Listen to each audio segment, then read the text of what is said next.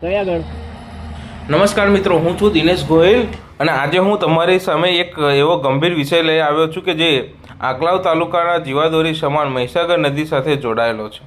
મિત્રો, આંકલાવના ગંભીરા અને મહીસાગર તટ પર જે રીતે ખનિજ ચોરીનો ખેલ ખેલાઈ રહ્યો છે તે જોઈને કોઈપણ જાગૃત નાગરિકનું લોહી ઉકળી ઉઠે છે। અહીં સવાલ એ છે કે આ લૂંટ કોની પરમિશનથી ચાલી રહી છે? મિત્રો,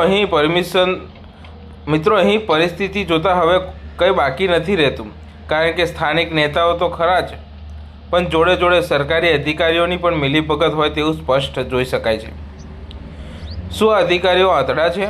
આટલા મોટા પાયે રાત દિવસ મશીનો ચાલે છે તો શું આ ખનિજ વિભાગને દેખાતું નથી? આ માફિયાઓ સરકારની તિજોરી તદ્દન ઓછી કિંમતની પણ રોયલ્ટી ભરતા નથી।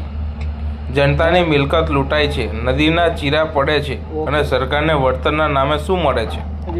કંઈ જ નથી મળતું। બધું જ વહીવટ પાછલા વર્ણના નેતાઓ અને ભ્રષ્ટ અધિકારીઓના કિસ્સામાં જઈ રહ્યો છે। ક્યારે લેવાશે એક્શન? આ ખનિજ માફિયાઓ જે રીતે બેફામ બન્યા છે તે સાબિત કરે છે કે તેમને કાયદાનો કોઈ ડર નથી। હું સરકારને અને ઉચ્ચ અધિકારીઓને પૂછવા માગું છું, તમે ક્યારે ચાખશો? ક્યારે ગેરકાયદેસર ખનન બંધ થશે અને ક્યારે જવાબદાર જેલમાં સળિયા પાછળ જશે? મિત્રો, આ કોઈ નાનો વિષય નથી। આ આપણી આવનારી પેઢીની સંપત્તિની ચોરી થઈ રહી છે।